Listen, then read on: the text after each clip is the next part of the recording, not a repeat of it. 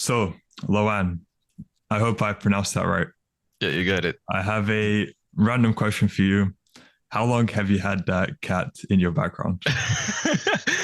He's almost 1 year old now. It's in a couple, it's like 3 months. He will be his first birthday, and I think he's no, he has his eyes closed. I think he was staring at me. It was very funny to see it just hop on your bed. It would happen pre-recording, but yeah, love to see it. Okay, so the reason I invited you on for an interview is because I saw a win from you in the copywriting campus. Could you explain Mhm. what that was about? Okay, so that was actually my first win from my first ever, say, Wi-Fi or FU money. I'm currently in the copywriting bootcamp campus, sorry.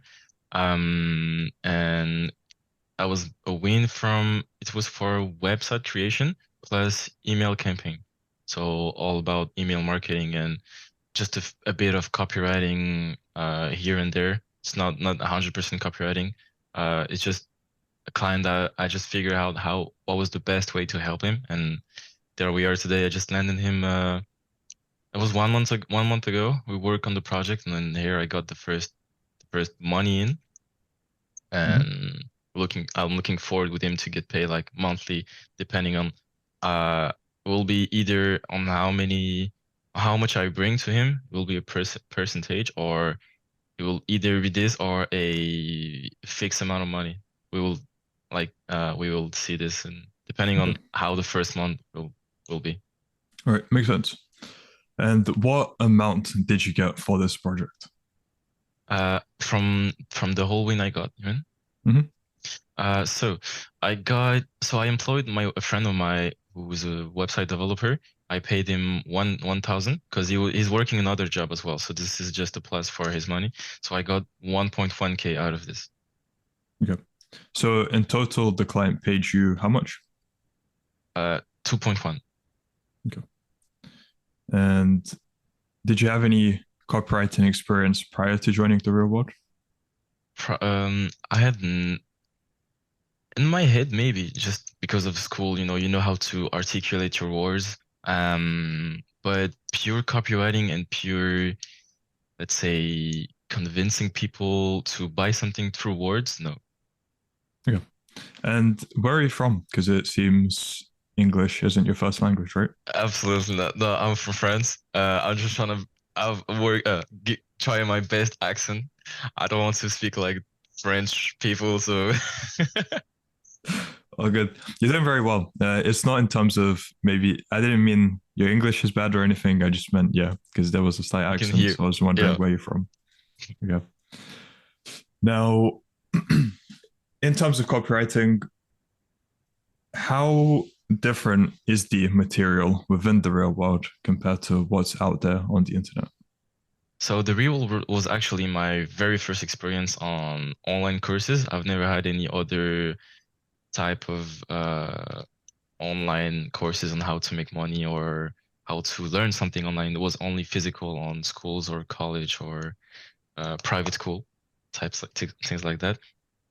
And so I really liked the way it was framed on how the different courses were separated, the subjects, and I really liked the thing I liked the most is the professor we had was Prof Andrew. Uh, I liked his energy and the way he gets to the point and try to explain what he means by that every single time. That was very good. That was really interesting to watch and really just kept your attention. It wasn't something boring to watch or something like that. Um, and yeah, and you had like a whole path to follow. So that was very, very good. Well made. Sorry. Yeah, good. Great to hear. And yeah, it's nice that you didn't need any other kind of content. You got that win purely from going through the real world. So yeah, great. Exactly. Yeah. Now, how different is your average day now compared to before you joined the real world? Okay, so this is something I have to explain just a bit. So before joining the real world, I was currently I was out of the a private school, as I mentioned.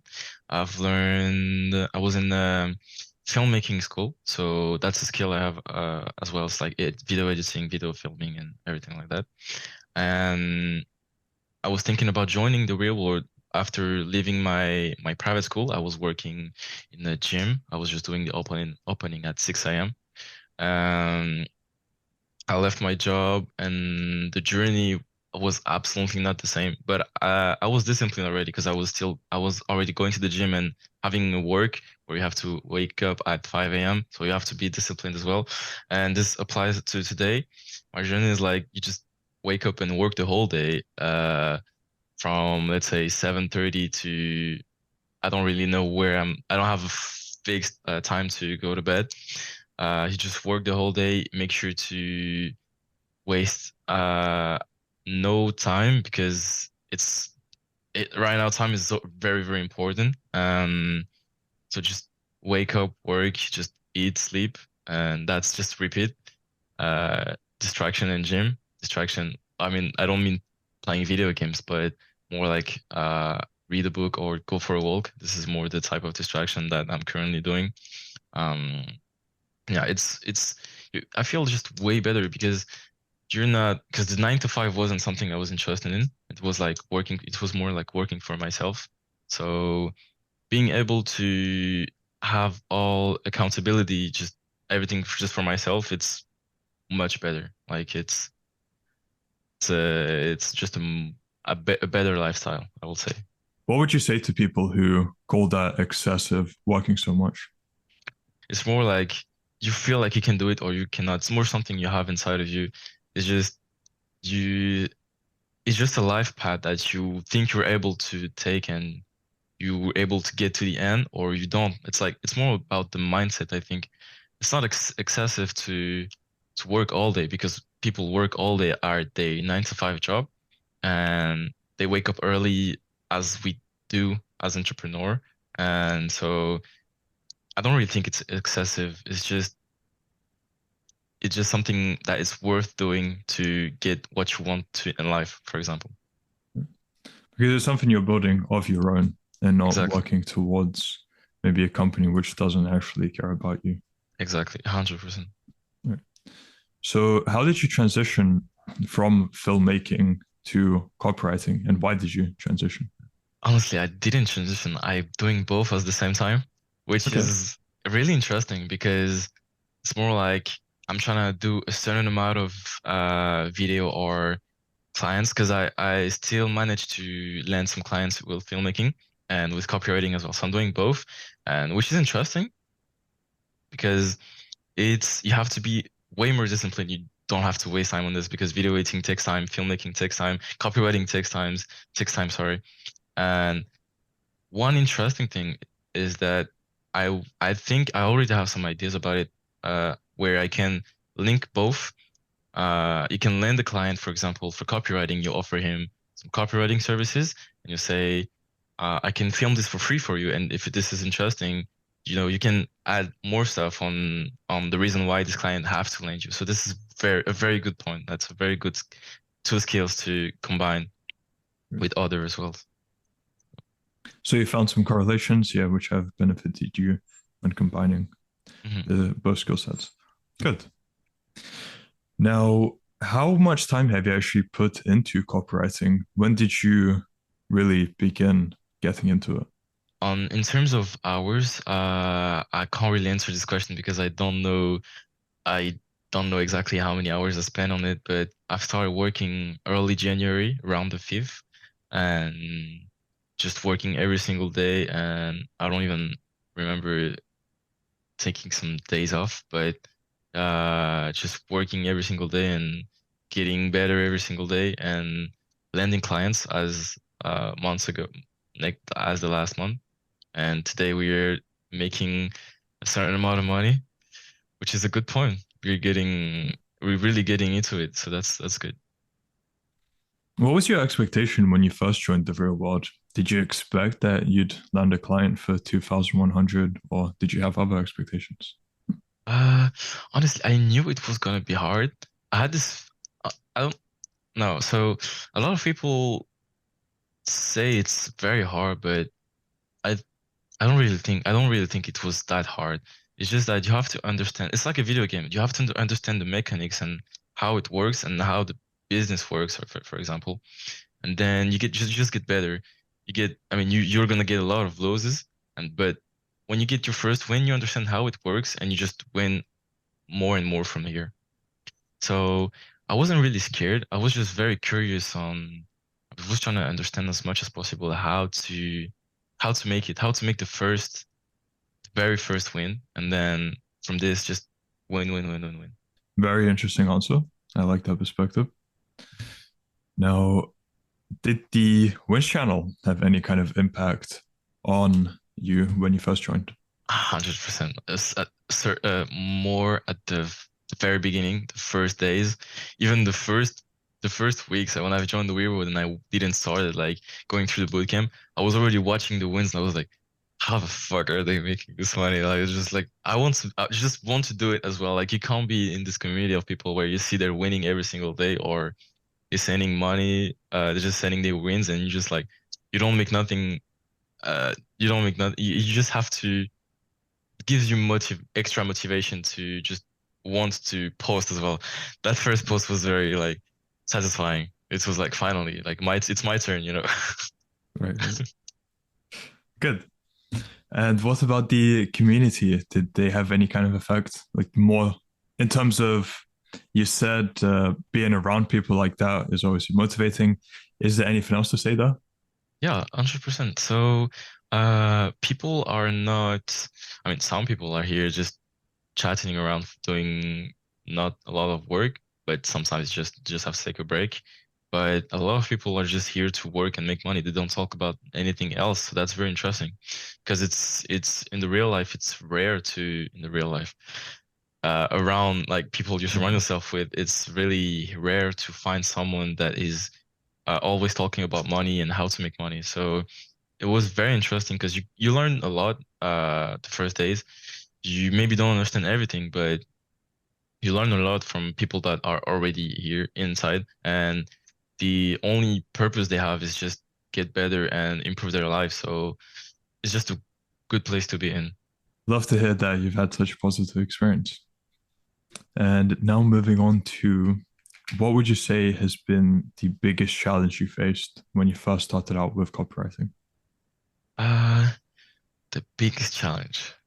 So okay, it's a weird challenge, but it's mine. The big challenge that I had was when going through the boot camp, when we had some, as Andrew mentioned this as homework, when he had some homework to do, I was like, I don't want to do it. I want to, because I understand the process.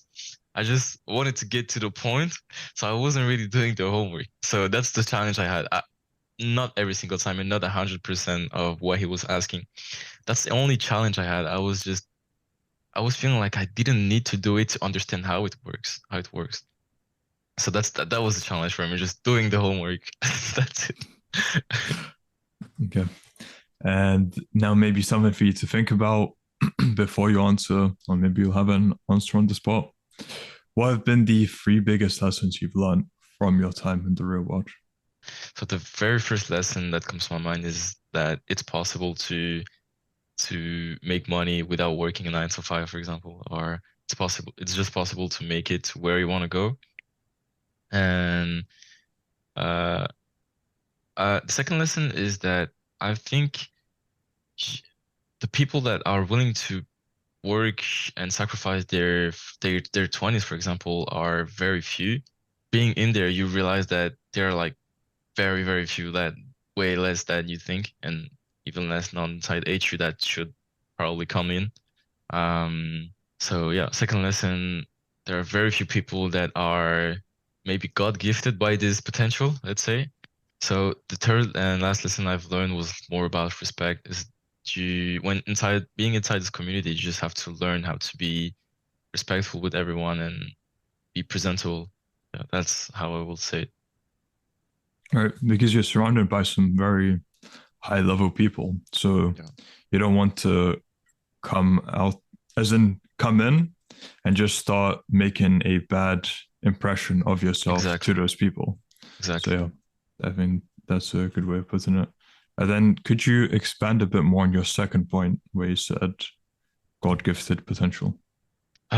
because I feel like all this entrepreneurship like path is not everyone can do it. It's more like just as Andrew mentioned this once in this video, it's like you have this fire in your mind or in I don't know which type of his body he mentioned, but it's just a fire that you have naturally that you when how I figured this out, it was like I wasn't really attracted by all the 9 to 5 jobs and all the jobs that you do where you have to be there a certain time by uh like a certain time, a certain place, and you just have a certain amount of money, for example.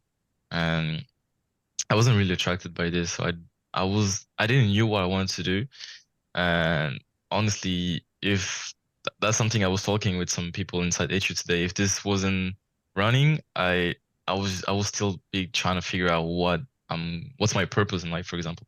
I mean, I knew I knew what was my purpose. I wanted to be wealthy, make sure my family is safe and all this financial security, but how to get to it was just the thing to figure out. What kind of an impact, if any, has Tate had on you? A very positive impact. It was just the best. And like, as a lot of people, you always have some things you disagree with, but the whole message, the whole, the whole footprint he has on he's trying to, let's say, provide, for example, is just positivity. Just improve yourself, be stronger mentally, physically, and financially. And I don't understand how it's possible to see negativity in. You can disagree with some stuff, which I understand, but you have to understand what's the point behind the behind something that someone says. Right, exactly. And now that you're on this trajectory, where do you see your life heading in 6 months to 1 year? 6 months from now, I have to be making 10K a month, without any without being stressed. Like I in since 6 months from now, I have to be every single month making 10K, if not plus. That's the limit. That was the goal that I've set. Like in January, I have 6 months from now to be making 10K a month. So that's good. I think I will achieve this 100%. Good.